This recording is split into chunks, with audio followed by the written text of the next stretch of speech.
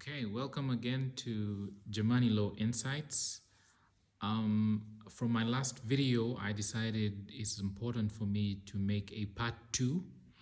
Now, this part two just basically, I felt like it was important for me to note certain provisions within a bill that is currently it's not yet on the flow, but there was a bill that was sought to be introduced last year, and it's a bill that was proposed by Honorable MP from Maokota. That was a doctor. That is Dr. Hilderman, as is popularly known. He's also a musician.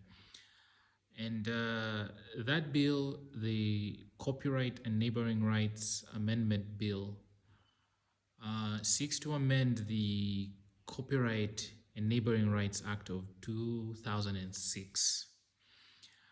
There's some good provisions. Of course, if you looked at the previous video, I discussed some of the persons involved within the process of creation of artistic works who were not previously sidelined. This bill seeks to include some of those people, and then also it also so specifically some of those people include especially people involved in the process of production. So especially people with neighboring rights, producers. There were people involved, especially composers, the writers, music writers, and it's not clear in the act whether in the bill whether a reference to writer means composer. But from a cursory reading of the bill, you would probably come to the same conclusion that the drafters of the amendment, that bill specifically wanted the word composer to mean music writer.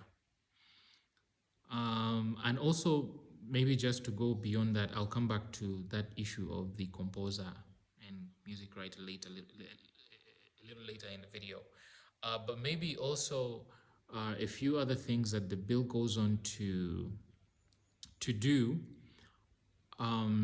is it creates some penalties for copyright infringement that I would assume are more express, especially where copyright infringement has been established. Now, it also moves ahead to create the Office of the Registrar of Copyrights, but it's still under URSB. So as the question still will linger as to whether URSB, despite the fact that you will appoint a registrar of copyrights under URSB to maintain the register of copyrights, will be as effective as having a parallel organization or entity handling copyright issues relating to copyright registration and enforcement.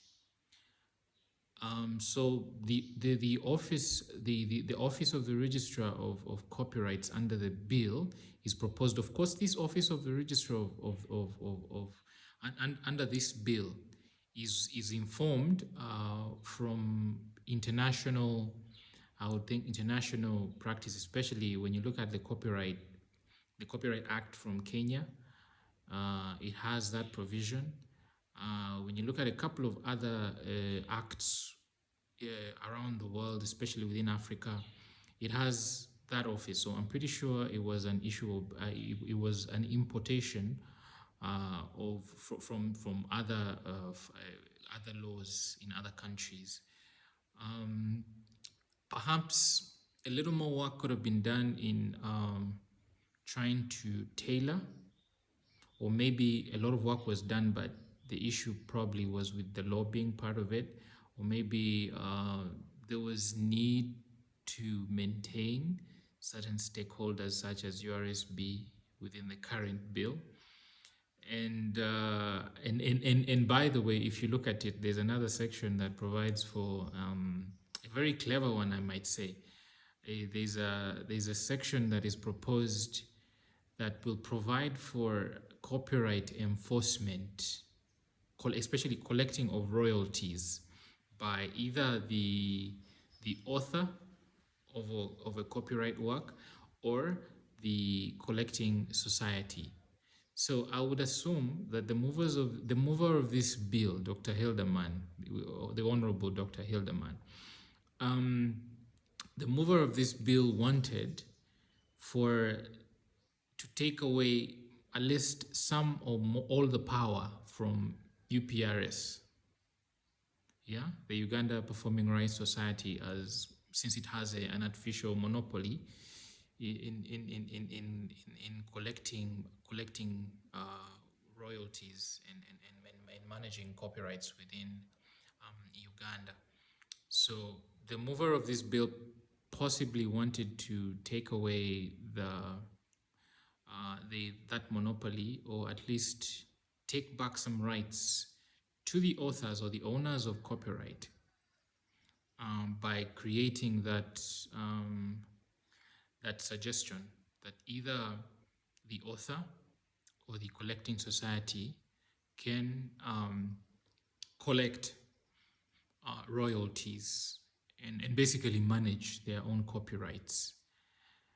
Now, like I mentioned in my in the first video, part one of this video, the capacity or the ability of an owner of a copyright, is an author specifically, didn't say owner, it says author. So the capacity of authors of copyright in Uganda to collect, especially go through that whole process, the monitoring process, licensing, assignment is easy, but licensing, monitoring, enforcement, doing all that. And that's exactly what the bill does, because it gives the power to the author to do all that. Now, the question is as to whether, of course, using a liberal interpretation, I would assume that the author would also mean assignees of the author. And that's where the clever part comes in. It would probably mean the assignees of the author as well. So that would mean you can have a parallel organization, say a director or a manager, a management company of a musician or an author, and they do this collection by virtue of either that they hold a power of attorney, or they have been assigned the rights to do so by the author. So if this bill actually passes, perhaps you would have scenarios where you have management companies or persons that have been assigned or authorized or empowered by the author to collect on their behalf. Now, perhaps that will create an absurdity in the Parent Act, in that it would technically take away the power of the collecting society, because I don't know whether, because you still can't collect if you're not a collecting society. If you look at the Principal Act that is being amended, it is illegal for you for any entity to collect within Uganda royalties if they are not licensed as a collecting society. Because I doubt if the authors, in which case in most instances it is the musicians that are the authors, I doubt if those people have the capacity or the ability or even the time and personal resources to actually collect. So that is where the absurdity is. So it's still not a bad thing. It's a step in it's progress. As to whether it's effective progress, we'll have to see it. Perhaps there'll be a lot more conflict between collecting societies and authors in future, in case what I have just discussed comes into fruition. Then back to my first point at the beginning, when you look at the definition of who they call a composer, under the this bill that is being moved by the honorable MP Dr. Hildeman. When you look at that definition of who amounts to who is a composer, it seems to suggest, because it simply says a composer is the person who composes the artistic work. That is confusing. It's very confusing, because my first understanding would be that I would assume that composer would mean a bunch of things. Perhaps a composer can be the person that actually writes the lyrics, or the person that comes up with a musical sequence, or a person that comes up with a set of, it might even be akin to a producer.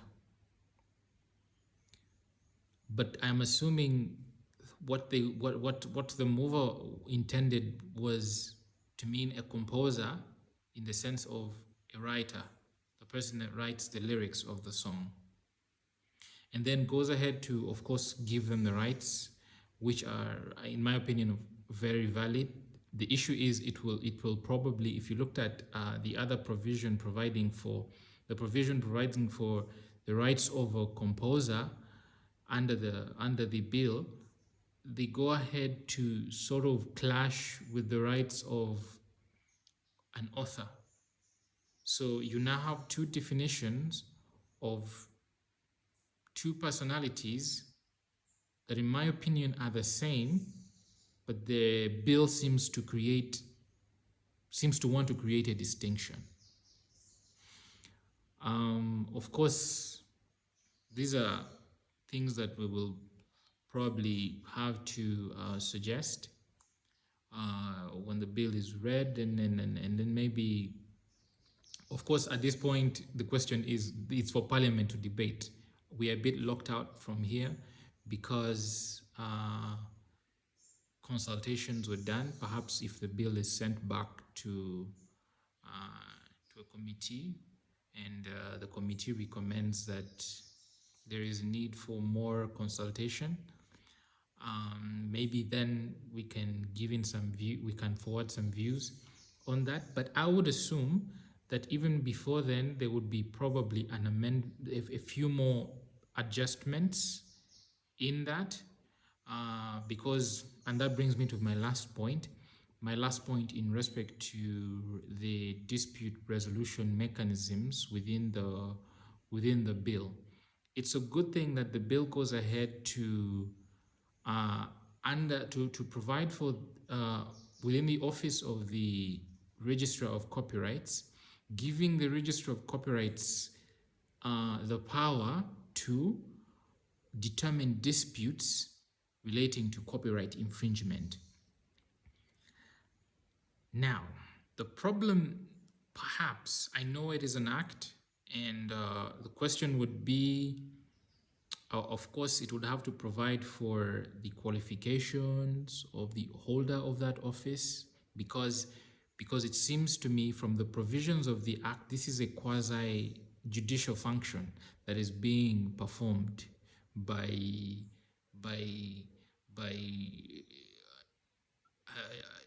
I would say the holder of an administrative office. And the bill goes ahead to also provide for, interim remedies and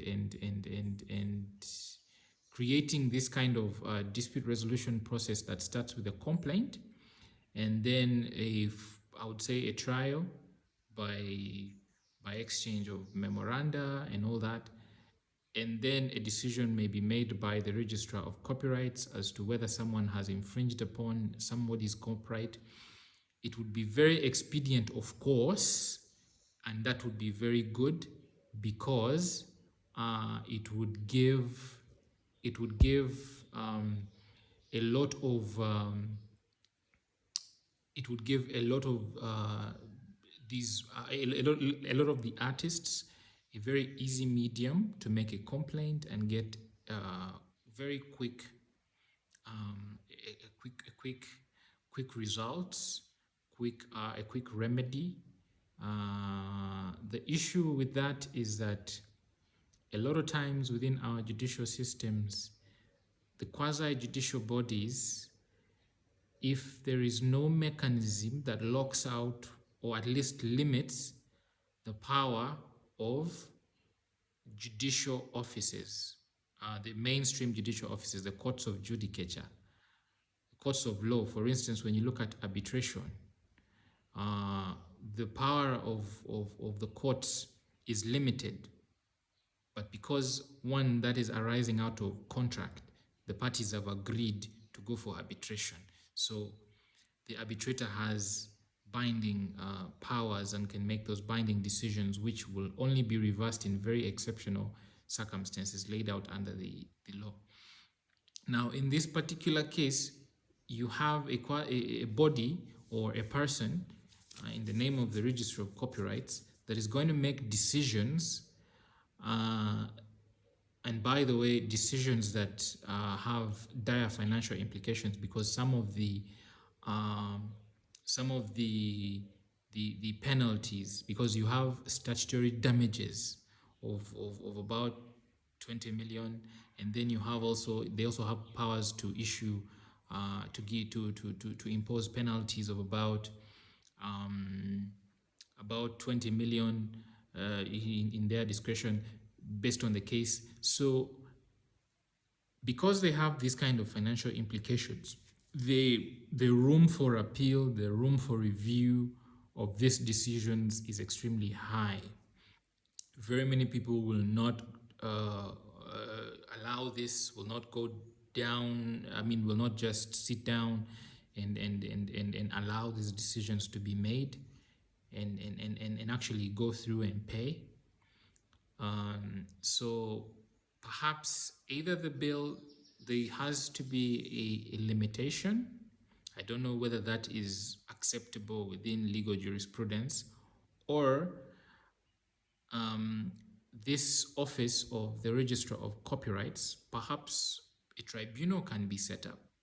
A tribunal that has similar powers as a court of judicature, maybe similar to the High Court of Uganda, so that you take away that added bureaucracy of having to appeal to the High Court or apply for review of an order,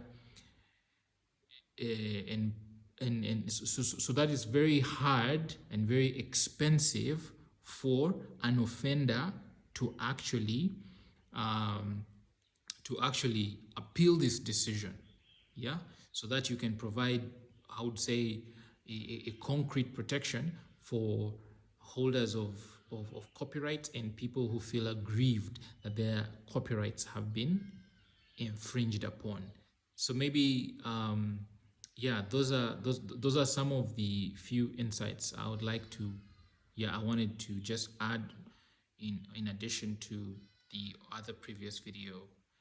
Of course, there are so many other things that can be discussed to try and enable this industry reach its full potential and protect artists. So like I said earlier on, we work with an organization called the Jamani-Law Institute, and we are free to add our voice, especially within civil society, and to speak to stakeholders in influencing policy making and improve the role of the law within stimulating economic development and empowerment of people in Uganda. Thank you. That's all for today.